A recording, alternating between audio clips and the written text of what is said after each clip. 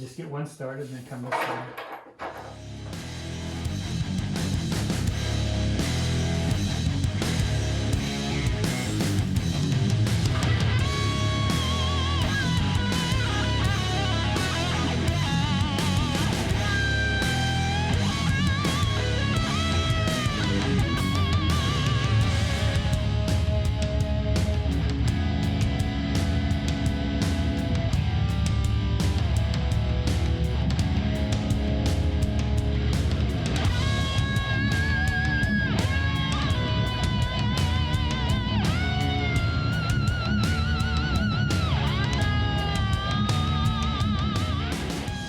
Welcome back, guys and girls, to Dad's Toy Garage. We're working on Project Judith-anne today. As you can see, there's a bumper on here. So that's going to be going on the car today. And I got a bunch of other stuff that's been meaning to get done on this build. So we'll get into that. So follow along, let's have some fun, and let's get her done. I've got this bumper here. I had a local chrome shop do the chrome work on it. And all I'm going to say is, it didn't turn out the way I had hoped, so they did give me a refund on it. We're gonna leave the place anonymous as agreed part of our arrangement, but I'm gonna run it on the car for now, and just it'll allow me to get a little further on the build, and then down the road I'll be sending this to a different chrome shop to get chromed again, and at that point it'll come out flawless because my dad's had some bumpers done there. And so as my father-in-law on their old cars. So Dad is down again. He's doing the filming for me right now, but this bolt here, I didn't have this size of tap, so you just cut grooves in here because there's so much slag in here. I don't know what you call it when it's excess chrome pebbles, but they're in there, and I'm just using this as a tap to clean these holes out. It's working really good. So we're gonna work at that a little bit.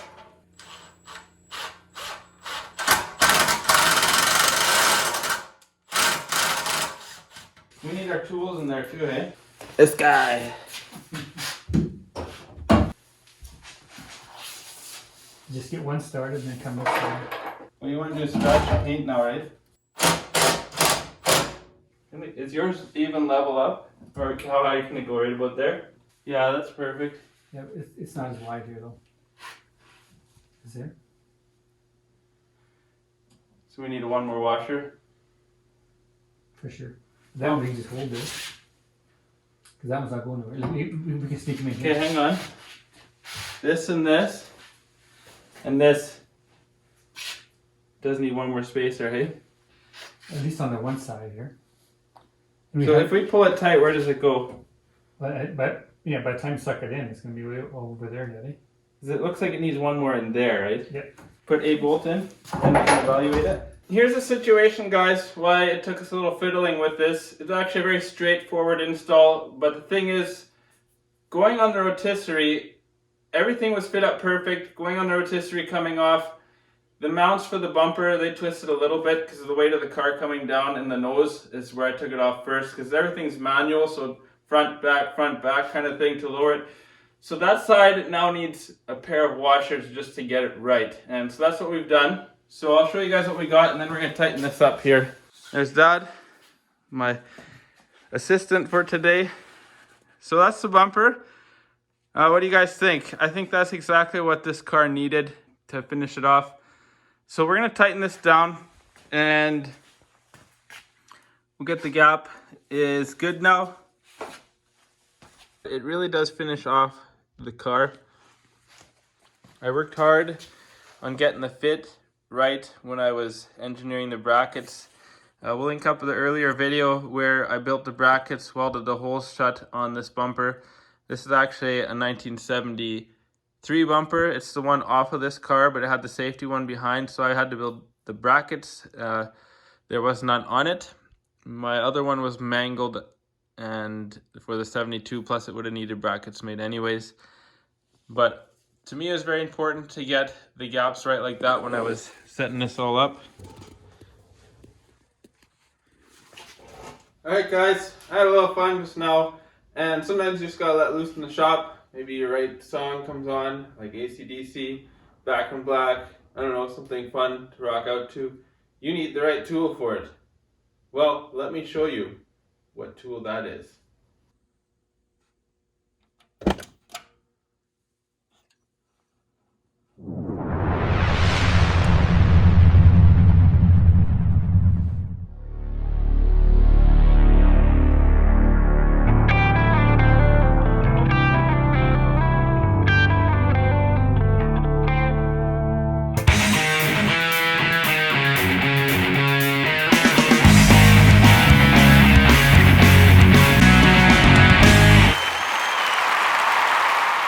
So this is the tool here. It's called the Airbat 3000, and it sure will hit those high notes when you need it to. HVAC system parts, and I've washed this externally with the Javix water mix. I gotta pull it apart and go inside anyways. With that, I've washed all of these bits with a Javix water mix. I wanted it clean because there was mice in the car, and now I don't have to worry about getting sick off of them. So we got this fan here from the blower motor, and my son is going to be doing the videography for us. So we're just going to attach the wires right to the battery. Can you see it in the camera? Okay, one there. And this. I just want to make sure this motor is working. Yep. Working? I just re-dyed this heater core with black SEM to match. It's originally was done more of a charcoal color. I picked up this roll of medium density, I guess 1/4 inch foam. It's like under $5 Canadian, and I don't need much of it. I had to take it in the minimal length there, but it looks like this was supposed to have some foam on it at one time. So I'm just going to slip this in here and contact cement it in place, so then when this is here, it'll seal. Worked pretty good. Got the piece in there. It's a little bigger than factory, but I think the only range it's going to have is from here to here. So that should work nice and decent. I was able to only find the heater control valve in Japan, and I don't know Japanese. I looked a little bit further, and I ordered this guy from Toy Head Auto. The heater control valve is installed. Heater box is restored. Let's hope that we can get it to work like it's intended. But I don't see why it shouldn't. Everything's been tested and reassembled. I've got a couple parts I want to get installed here. This is the factory clutch master cylinder. Just a bracket to go with the power brake booster. And this is the original one that came off the car. And I sent it out to Power Brake Exchange in the US. They rebuilt that thing. And where it changes, I've put a 1985 Toyota Tercel a master brake cylinder on here. It's the same bore size. There's an earlier video that shows where I did this swap. It's a 13/16. I have not driven the car on this piece yet, but there's no reason it shouldn't work. We'll give that a shot. What I do like about it is it gets rid of all the reservoirs that sat here, cleans up the bay, and you just have one modern looking tank, and it still matches the way the factory one looks here. So this and this came out of Rock Auto, and that was Power Brake Exchange. I want to say thank you to Instagram profile user 501_TA22_1972. You've been a big help in sorting out a couple small issues with my brake master cylinder. We talked a little while back, and where the gasket goes here, I wasn't sure how this all went, which way it went together, and he was right at the same step.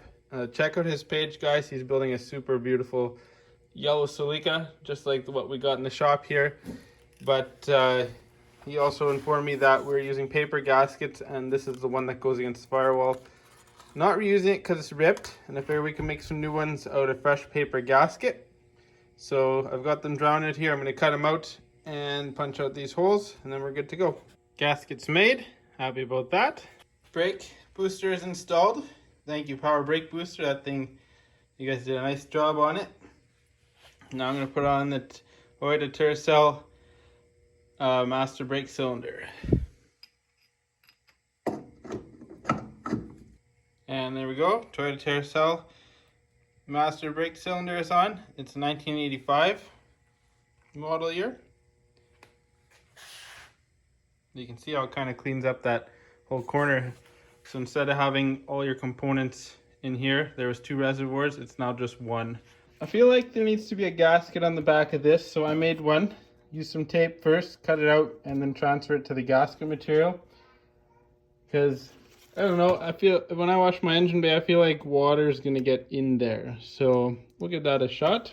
So I'll explain a little bit what I got going on here. This is factory clutch master cylinder.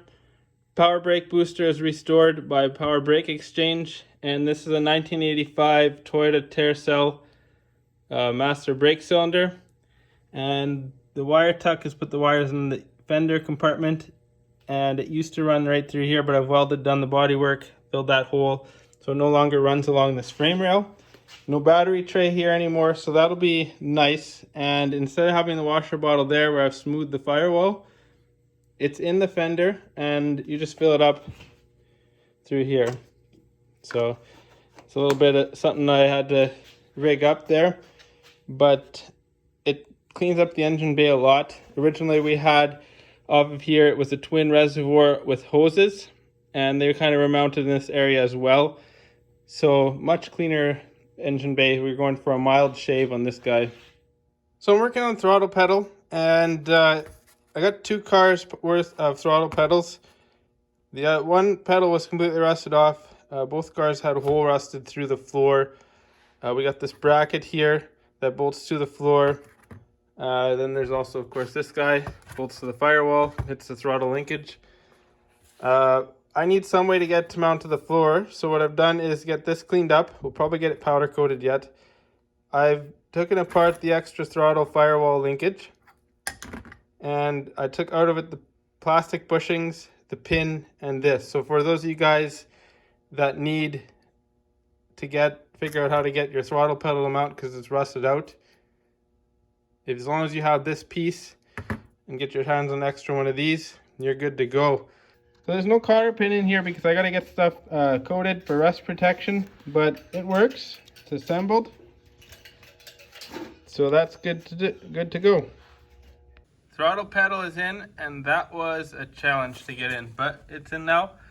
One issue I'm having is the carpet wants to keep bunching up towards the pedal. I'm gonna have to figure out what to do with that yet, but all the pedals are in there. Well, guys and girls, this back end is done. It's complete, and it's nice to see part of this car actually to the finished stages. So thanks for following along up to this point on building Project Judith-anne, the 1973 Toyota Celica. And next time, I think we'll be bringing you a little bit of Project Snake Charmer. She's sitting right behind me here. And we're going to be doing some interior priming, and maybe we'll get the interior back in. But we're going to have to pull the interior out to get that all done. So if you like old Toyotas, definitely want to hit that like button and that subscribe button, notification bell, that kind of thing. And you'll get to see more progress on these 2 old girls. So we'll talk to you later. Stay safe, have fun in your shop, get your stuff done.